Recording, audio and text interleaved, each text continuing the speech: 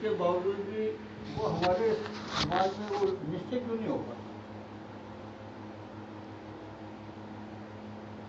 होता क्या है कि हम जिस जगह पर अटके हुए होते हैं ना, जिनको महत्व दे करके बैठे हुए होते हैं,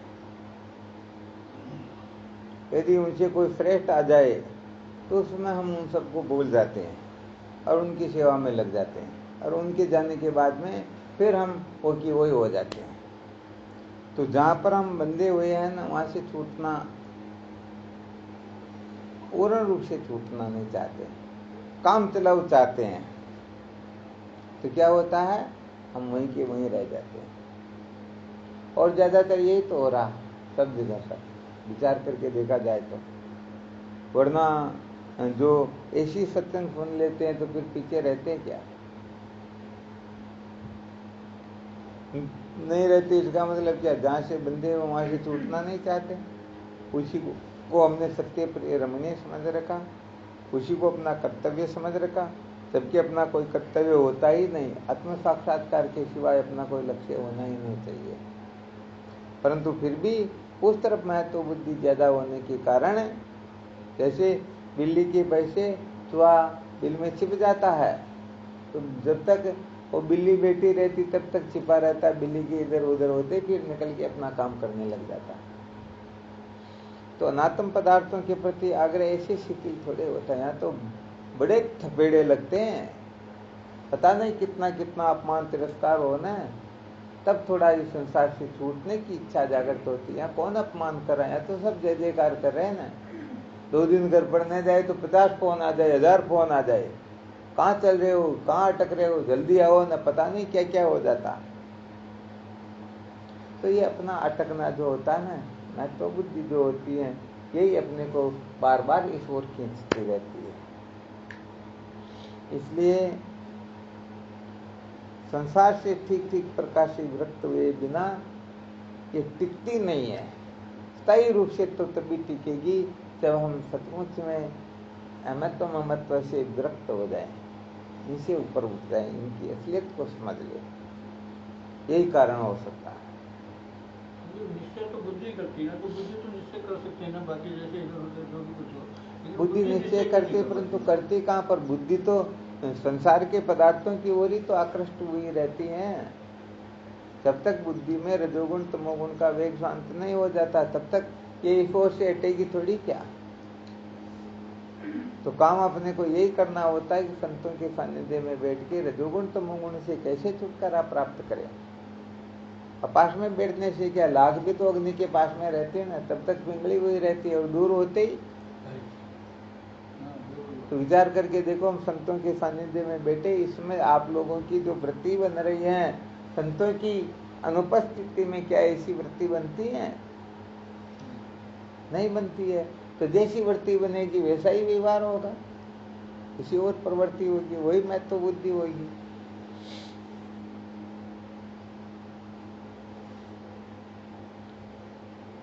जिनका लक्ष्य सच्चा होता ना, उनको कोई बांध नहीं सकता। जिनका लक्ष्य कच्चा होता उनको, और कोई, किसी ने नियम ले लिया कि आज से ये वस्तु मैं सेवन नहीं करूंगा, तो एक तो पक्का निर्णय ले लिया, तो गर्दन कटे तो कटे, परंतु उस वस्तु का मैं सेवन नहीं करूंगा।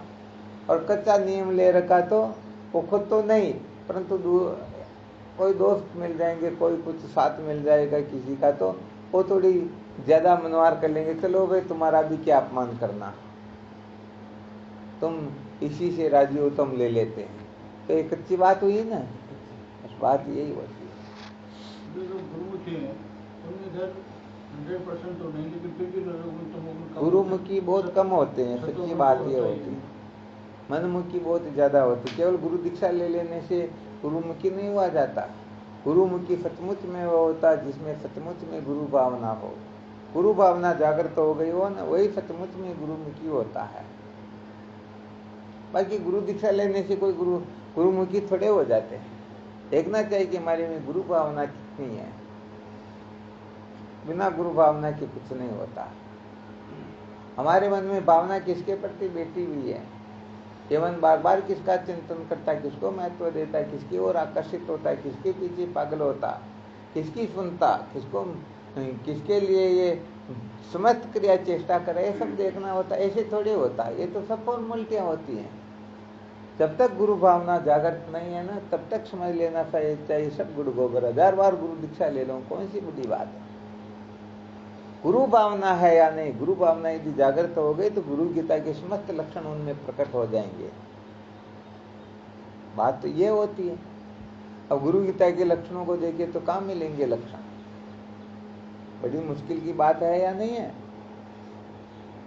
इसलिए ये फॉर्मलिटियां ज्यादा, ये आश्वासन है कि चलो हम नुगरे नहीं है, हम गुरुमुखी है।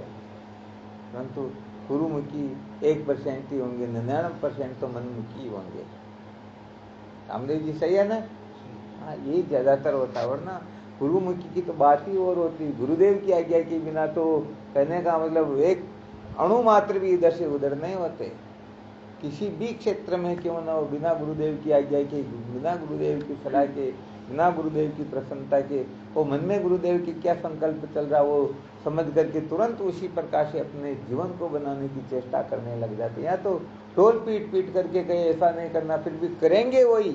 तो मना किया तो हम करके बताएंगे, आप कौन होते हमको मना करने वाले। इसलिए कि मनमुखियों का काम ज्यादा हो जाता है। गुरुमुखी तो बड़े दुर्लभ होते, संसार में कोई कोई गुरुमुखी होता है।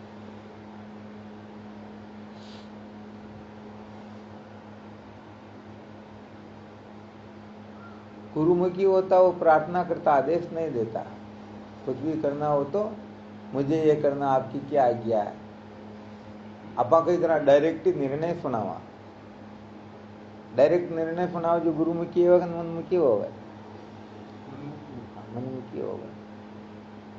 यह तो छोटी सी बात है, यह तो प्रत्येक क्षेत्र के अंतर्गत होता है। इसलिए बहुत धन्यवाद। भले ऐसा भी नहीं कहते आप गुरुमुखी नहीं हो, ऐसी बात नहीं है, परंतु पक्के गुरुमुखी होना और केवल गुरुमुखी होना, इसमें रात दिन का अंतर होता है। हाँ बिल्कुल, बहुत ज्यादा सोचते हो ना आप लोग। विचार करके देखो, अपने घर वाले कुछ कह दे कि ये करना तो हम उसका उल्लंघन करते या नहीं करते, और गुरुदेव कह दे ये करना तो फिर हम उनका ज्यादा आज्ञा किसकी पालना करते हैं। अच्छा तो विचार कर देखो, करते हैं ना।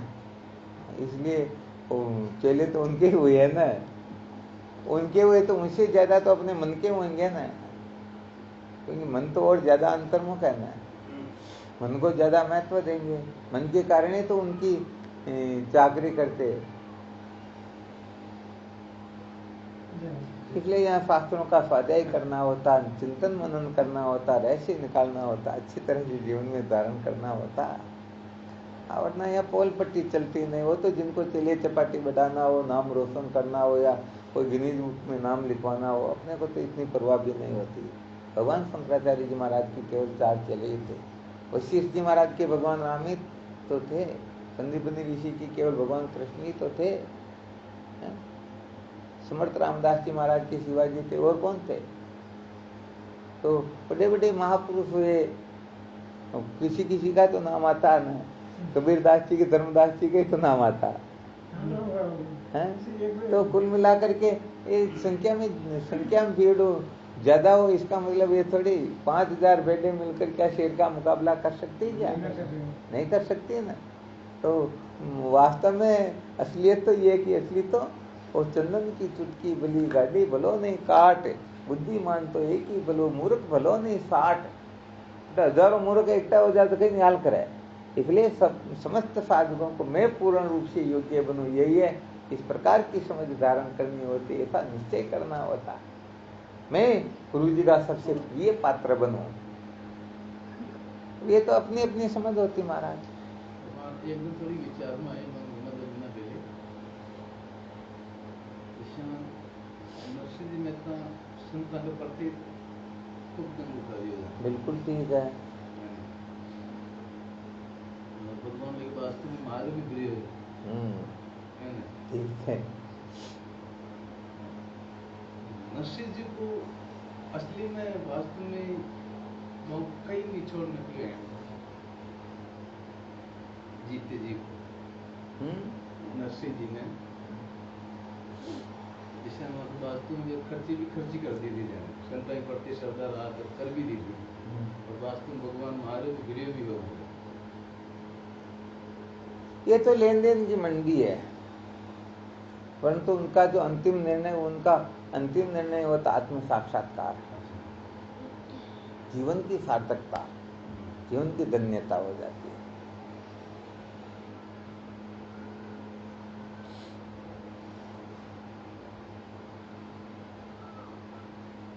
मोहनानंद महाराज यहाँ पर जब तो भीड़ में चलते हैं ना, 200 की स्पीड से गाड़ी लेके चलना चाहिए तो बहुत ज्यादा सावधान होना होता है। यहाँ पर तो प्रत्येक क्षण ध्यान रखना होता, तब जाकर के सचमुच में यहाँ पर टिकना होता, वरना तो यहाँ पर एक वो लगती और नीचे जाके गिरते हैं। तो बहुत ज्यादा सावधान रहना होता है। तो सावधान रहते हैं ना, वही मंजिल पर पहुंच पाते हैं, वही लक्ष्य को प्राप्त करते हैं।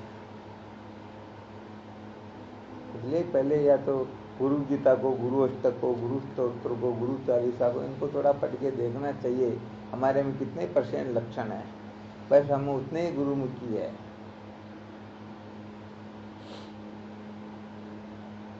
वैसे देखा जाए तो धीरे धीरे उत्तरोत्तर अपन उत्थान की ओर बढ़े। यदि थोड़ा नीचे की ओर जाए तो कुछ न कुछ गड़बड़ जरूर है। पहले आप डायरी लिखते थे, वो मेरे पास ही पड़ी हुई है। उस डायरी की दृष्टि से देखा जाए और इस समय देखा जाए तो उत्थान हुआ या थोड़ा नीचे की ओर गए। उसमें की जो श्रद्धा थी, उसमें का जो वैराग्य था, उसमें की जो जिज्ञासा थी, उसमें और इस समय में कुछ अंतर है या नहीं है? मेरे हिसाब से तो मैं तो उत्थान की हूँ, आपकी परीक्षा में फेल हो जाऊँ वो बात अलग है, लेकिन अपने हिसाब से मेरी सजा तो बढ़ती है। खैर, बहुत धन्यवाद है। जब मैंने बहुत कुछ प्राप्त किया तो मेरी सजा कम कैसे हो सकती है? जैसे मेरी अब आपकी सोच में श्रद्धा कम नहीं होती, श्रद्धा तो क्यों होती, परंतु बढ़ जाती है। ये बढ़ना भी क्या है? बढ़ना भी एक प्रकार से समझो, जैसे पहले 1 रोटी हम खा रहे थे, कोई 2 हो गए तो 50 आधी रोटी वो खाएंगे, आधी रोटी वो खाएंगे। हम तो कहेंगे हम तो 1 रोटी बरोबर काम में ले रहे हैं, परंतु श्रद्धा तो बढ़ गई ना। मैं तो बुद्धि जिस जगह पर पूर्ण रूप से होनी चाहिए नहीं हो पाई और इधर उधर श्रद्धा होने लग गई तो क्या है? ये पता नहीं तो हुआ, उत्थान कहाँ हुआ? इसलिए अपनी श्रद्धा केवल मात्र एक निष्ठता की हो, केवल तत्वनिष्ठ की हो, गुरुदेव के सिवाय किसी में मैं तो बुद्धि ही न हो। ईश्वर भी आकर के कहे कि तुमको ये करना, तो तुम कौन होते हो मेरे को कहने वाले? गुरुदेव की आज्ञा से चलता हूँ, उठता बैठता हूँ, सब कुछ करता हूँ, तुम कौन हो मेरे को कहने वाले? ऐसी अपवाद का जो बल आ जाता है ना, सामर्थ्य आ जाती है, तब बात कुछ और होती है। ऐसा सामर्थ्य जीवन में आना चाहिए।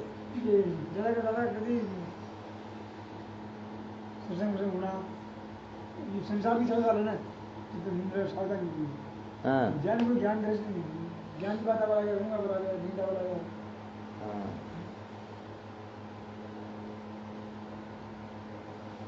बिल्कुल अब लग जाओ, सही बात है। सही बात आगे तो इसका मतलब आपकी दिखता है ना, इसीलिए तो सत्संग के समय नींद और संसार की बातों के समय वाह वाह वाह वाह, यही है ना? हाँ, बिल्कुल सत्य बात है। डॉक्टरों, पुलिस और गुरुजी 3 बातों को छुपा कर रख जाओ। हाँ, क्या बात है, जो डॉक्टर से, पुलिस से और गुरुजी से, बिल्कुल सत्य। यदि छुपा के रखोगे तो निश्चित रूप से पतन हो जाएगा। डॉक्टर के पास में गए, श्रम कर ली कि नहीं इनको कैसे बताइए ये बीमारी, बस इलाज होने वाला नहीं है। वकील से भी छुपा लिया तो केस निश्चित रूप से हार जाओगे, और गुरुजी से छुपा लिया तो समझ लो सब गुड़गों पर हो गया, फिर तो उनका पतन निश्चित है। उनको सृष्टि की कोई शक्ति सचमुच में प्रतिष्ठित नहीं कर सकती वहां पर। अपन मनोरंजन समझ लाना महाराज, शास्त्रों के जो सिद्धांत हैं, शास्त्रों का जो रहस्य, उनको हल्के में लेते हैं।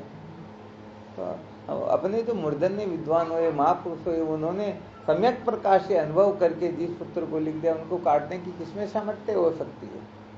इसलिए अपनी बुद्धि पर ज्यादा इतराना नहीं चाहिए, ज्यादा भरोसा नहीं करना चाहिए। महापुरुष महात्नो गते से पंथा, महापुरुष जिस रास्ते से गए हमें भी उस रास्ते से ही चलना होगा, तब जाकर के कल्याण होगा। आपने अकल होशियारी 2% की हो या कराए, ये चुनावी में क्या है कि तू डर मत, तेरा नाश नहीं होगा। हाँ जो संत महापुरुष रास्ता बताएगा, रास्ता मत बताओ, ये रास्ता तू पार हो जाएगा। बिल्कुल सत्य बात है, निश्चित रूप से मंजिल पर पहुंचेंगे।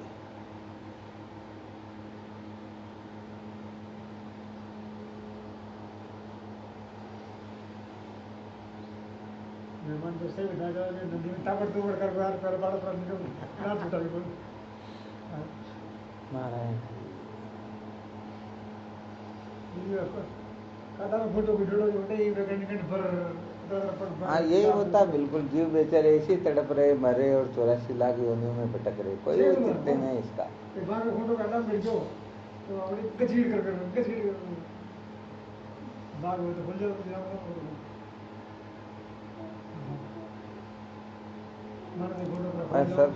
सर्वप्रथम 3 शरीर 3 अवस्था पंचकोशिनी का विवेक करो और आगे पीछे फालतू कचरे में नहीं पड़ना।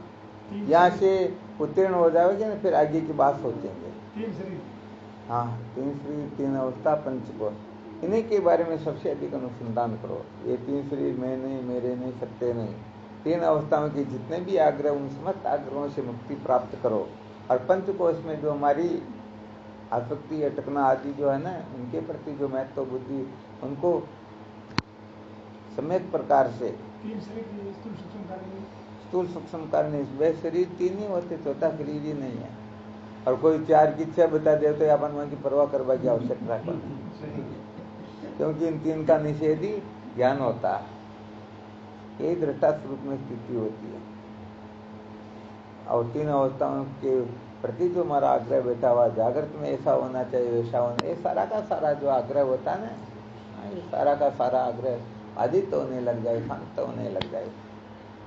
और पंचकोश जो है, इस पंचकोश में हमें तो ममत्व है, मैं मेरा बना, सत्यत्व बना, ये निकलने लग जाए, समझ लेना चाहिए। सचमुच में वो वेदांत के जिज्ञासु होने लग गए, सचमुच में ब्रह्म विद्या के योग्य होने लग गए।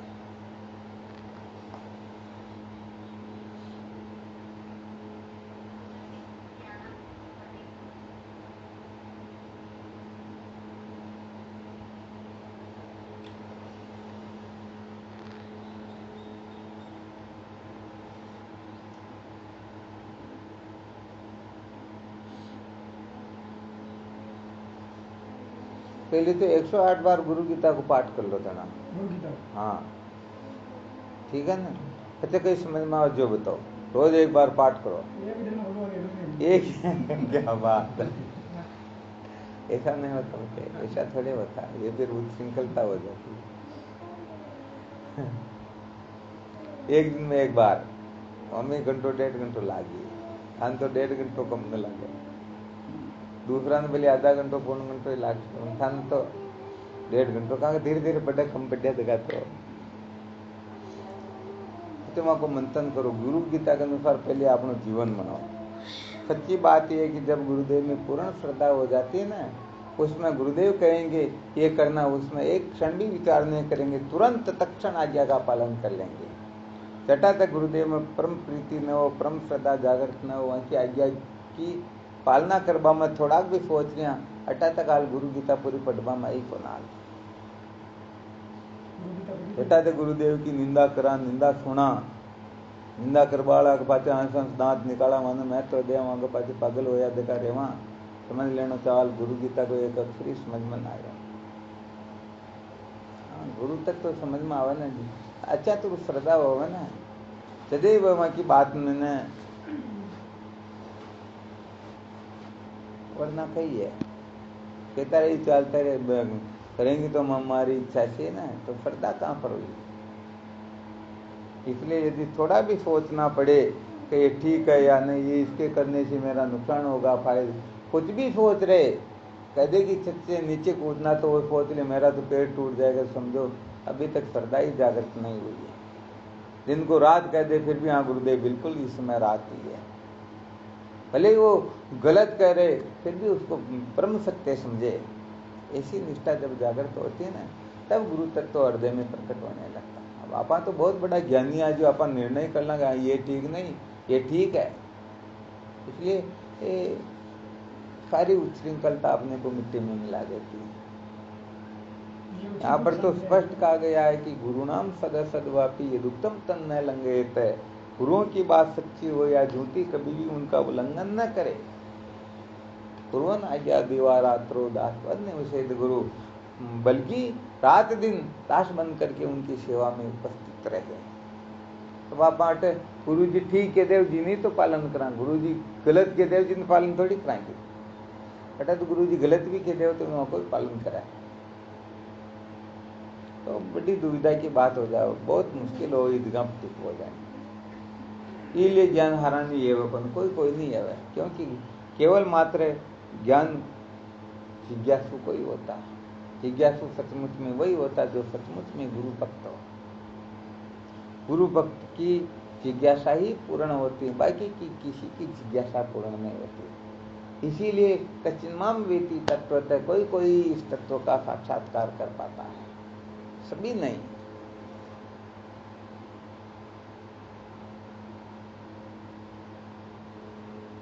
समय का भी तो फर्क पड़ता है। हाँ, वर्तमान में समय जो सत्युग के महापुरुष कर दिए वो करने के तो नहीं कर। हाँ, नहीं कर सकते, परंतु ऐसी बात नहीं, हम कलयुग को भी सत्युग बना सकते हैं। ये अपनी अपनी सोच होती है, वरना कलयुग तो और बहुत ज्यादा सुलभ है। भगवत प्राप्ति के लिए कलयुग जैसा कोई युग ही नहीं होता है। हाँ, यदि सत्युग का आपको सोनाने लग जाए ना, पैरों नीचे से जमीन खिसक जाएगी। सत्युग के अंतर्गत केवल मन में पाप करने का संकल्प मात्र हो जाए, इतने में उनका पतन हो जाया करता था। 1000 वर्ष की तपस्या मिट्टी में मिल जाती थी, और इसमें 24 घंटे मन में पाप करने की वासना हो, परंतु नहीं करोगे तब तक उसका कुछ भी फल नहीं मिलेगा। कलयुग जैसा कोई युग थोड़ी महाराज, कलयुग तो इतना सरल सहज है। रामचरित मानस में तो बड़ी महिमा गाई गई है कलयुग की। कलयुग के समान कोई युग नहीं है। यहाँ पर तो थोड़ा सा साधन भजन करने से ही भगवान प्रसन्न हो जाते, उनकी कृपा प्राप्त हो जाती। विचार करके देखो, संत महापुरुष ब्रह्म विद्या कलयुग में जितनी सरल सहज है उतनी है क्या? पहले पता नहीं कितने कितने समय तक भटक लेते, फिर भी उनसे बात करना तो दूर, अकल ही नहीं देखते थे। कितने वर्षों तक जब देख लेते कि अरे भाई ये टिका हुआ, तो इसका मतलब कोई ना कोई साधक अवश्य हो सकता, फिर उनसे बात करते थे। हमारी टाइम पे तो पास में नहीं बैठे जी, मेरी तब तो मसीह को उपदेश करो, लो बोलो अच्छा हो रही बाढ़ आ रही, बिल्कुल सही बात है। जबरदस्ती उपदेश भी याद करते, तो जबरदस्ती का उपदेश ही निश्चित रूप से पतन कराता। तो मेरा स्वभाव यही होता है कि जो जैसा योग्य है ना उसको वैसा ही उपदेश करें।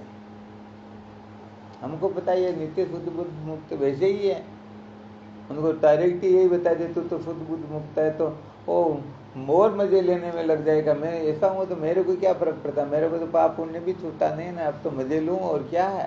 तो और संसार को नरक बना देगा और नीच से नीच कर्म करेगा, डरेगा तो किसी से ही नहीं। फिर तो गुरु जी की भी परवाह नहीं रहेगी, क्योंकि ज्ञान तो हो गया ना। गुरु जी किसमें चाहिए, बाढ़ में दो गुरु जी की। इसलिए सचमुच में सच्चे साधक जो होते हैं ना वो बड़े दुर्लभ होते हैं। तो शास्त्रोक्त रीति से ब्रह्म चिंतन करने वाले, विद्या के बंधन से मुक्ति चाहने वाले साधक बड़े दुर्लभ होते हैं। हाँ, ये सच्ची बात है, ऐसा ही होता है वर्तमान के अंतर्गत। तो सचमुच में गुरु परंपरा को, गुरु मर्यादा को समझते थोड़े लोग, के लिए ऐसे नाटक करते हैं, और नाटकों से काम थोड़े चलता महाराज। सचमुच में जिनके हृदय में सच्ची जिज्ञासा है वह साधक निश्चित रूप से कुछ भी क्यों न करना पड़े पीछे नहीं हटेगा, नहीं हटेगा, नहीं हटेगा। और जो अपनी अक्ल मुशहरी लगाते हैं, समझ लेना चाहिए 1% भी साधक नहीं है। अपनी बुद्धि लगाने वाला साधक किस बात का है क्या? अरे वो इतना ज्ञानी तो फिर गुरुदेव की शरण जाने की जरूरत कहाँ पर है? वो ऐसे ही मुक्त है, वो वैसे ही अपने आप को धन्य समझ रहा है, फिर जरूरत क्या है? इसलिए अपने माने हुए, कल्पे हुए, बनाए हुए संसार को जैसा का तैसा रखना चाहते हैं, तो फिर उनको गुरु शरण की कोई आवश्यकता ही नहीं होती है। हमने जिसको जान लिया यही ठीक है, बाकी सब कचरा तो क्या जरूरत है गुरुदेव की शरण में जाने की, है क्या जरूरत?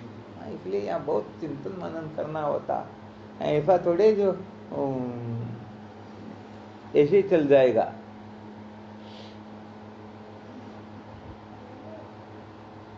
हाँ, परंतु होता है क्या कि इतना दबाव सहन करने वाले साधक होते नहीं, इसलिए हम भी देखिए अपने को क्या करना, जिनकी जैसी भावना उनको उतनी सी वस्तु प्राप्त हो जाएगी।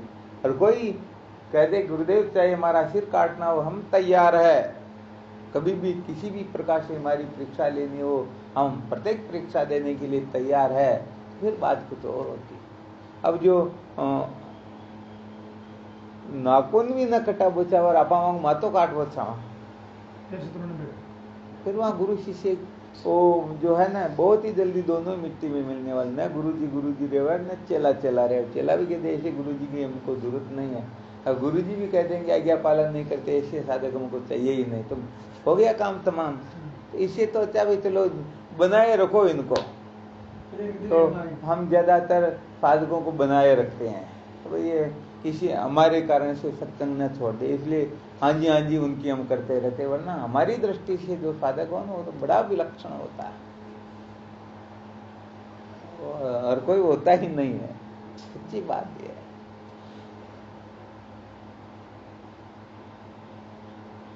अब गुरु जी जिनको बनाए रख रहे तो ऐसे चेले न्याल थोड़े करेंगे क्या? न्याल तो कहीं करे, वो खुद ही न्याल बोल तो कभी कल आई जाएगी उनको। हाँ, इसीलिए तो सोचते कि कभी ना कभी बात समझेंगे। तो देखिए हम भी देखते हैं, ध्यान रखते हैं, इंतजार करते हैं, कभी ना कभी समझेंगे, और देख लेते हैं कि बिल्कुल भी समझने वाले नहीं, तो अब इनको छोड़ो, क्या करना है इनके पीछे, कब तक पागल होके पड़े रहेंगे। तो अवसर जरूर देते हैं, कोई समझे, एक बार देते, 2 बार देते, 3 बार देते, फिर चौथी बार तो देखते अब ज्यादा परवाह नहीं करनी। अब ज्यादा परवाह करेंगे तो क्या होगा, और दोनों तरफ से फिर टूटती। इसलिए इनको अपने हाल में छोड़ दो, इनका जो प्रारब्ध होगा वो होता रहेगा, क्या परवाह करना है।